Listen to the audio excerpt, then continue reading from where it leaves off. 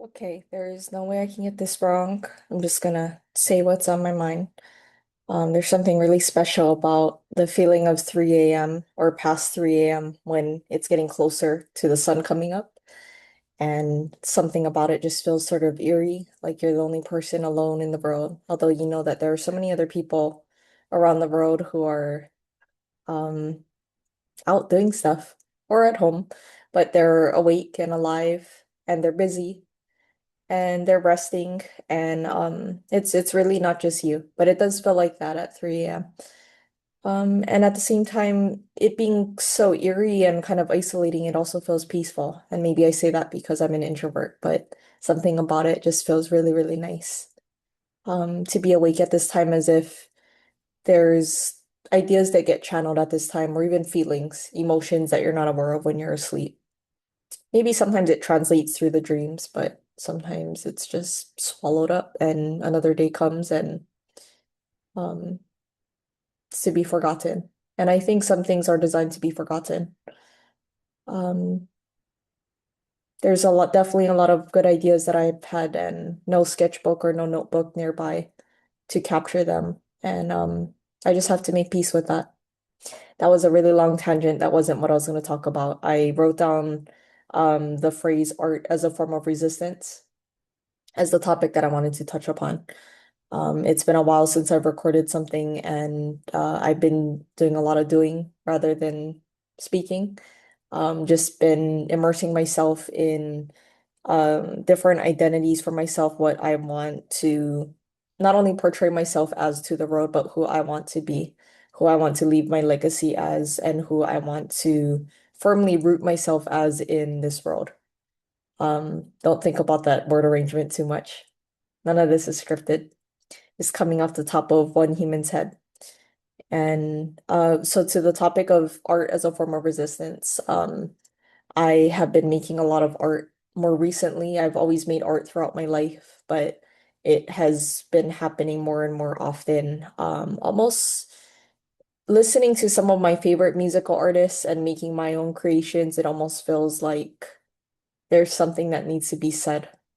That's how I view it. That it's almost like no matter what is happening in the world or what other people say around you, there's something that keeps knocking at the back door of your brain. That's what art has always felt like to me when I get a sense of inspiration or motivation or whatever you want to call it, something coming to me.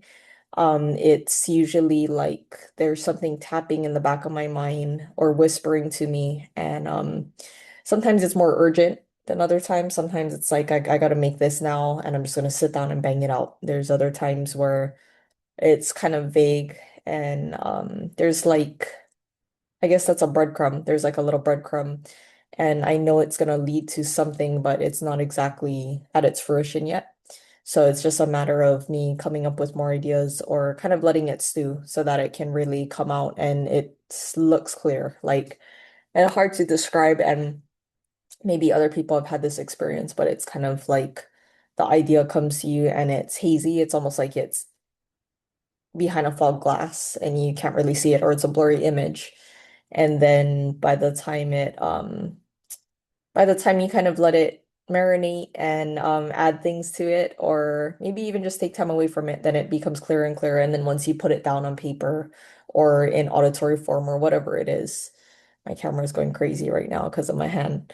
Um, when you finally put it down, then it becomes clear, becomes crystal clear. You're like, yes, this is exactly what it was supposed to be.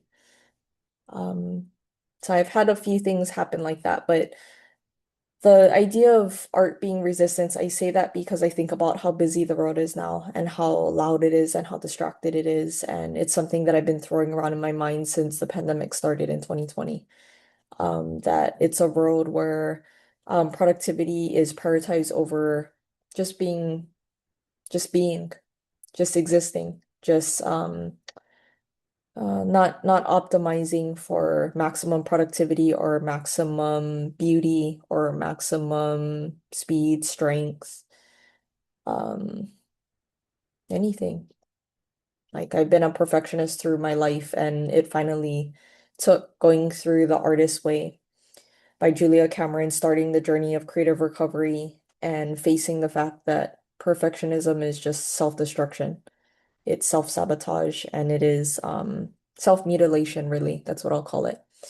Because we don't have any more reason to focus on all of the quote unquote bad things about our art and about our life and about our appearance and anything.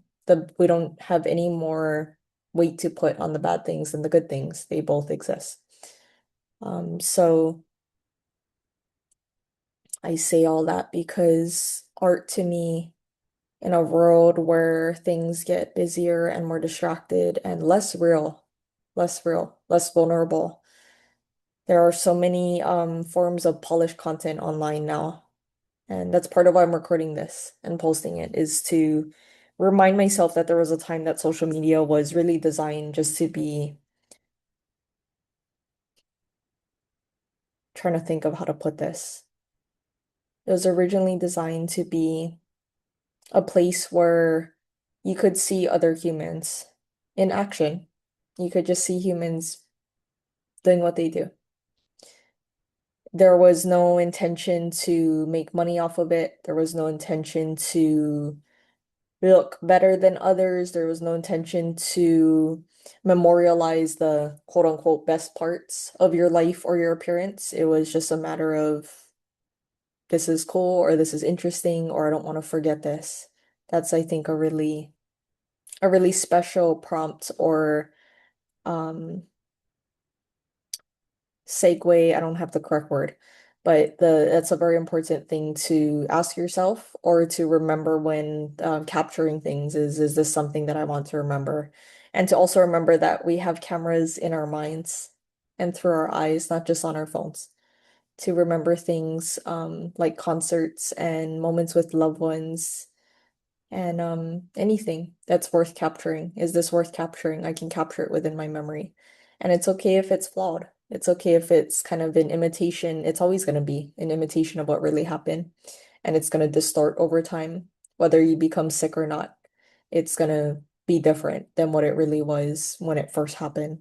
I think about that sometimes. I observe some of the memories of events that I have where it's like it was so crystal clear, so accurate when it first happened, and now it's years later and it's getting fuzzier and fuzzier because I there's no reason for me to rehearse it.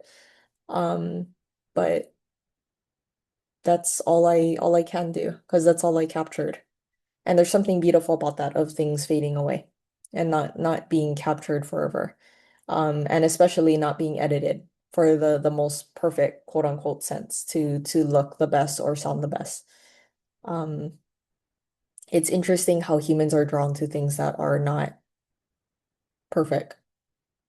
There's something special about it. And I think a lot of um, famous artworks, or maybe just things that have been influential, that's a better word, influential artworks of any medium, usually thrive off of some common thread of being imperfect in some way. And that's what makes it so beautiful and so relatable, really. Like content becoming so polished and it looks beautiful and it sounds beautiful, there's a distance. There's always gonna be this feeling of that is separate from me. And deep down, there's really a question of if that's a real person or if that's a real um thing that has your best interest at heart. That's really what I think of when I see things online. But let's see. So just thinking of art as a form of resistance, being honest, being in a place where you can share what it is that's on your mind, how you feel, who you are, really bringing back the sense of identity, I think that is disappearing in a digital world. Being able to carve out the space in your world and in your time to um to discover who you are rather than being told it. There's a lot of places online where I am trying to optimize things. I'm trying to become a better person and kind of anticipate challenges before they come. And we can do that because we have so much knowledge and information online, but it's never gonna be the same.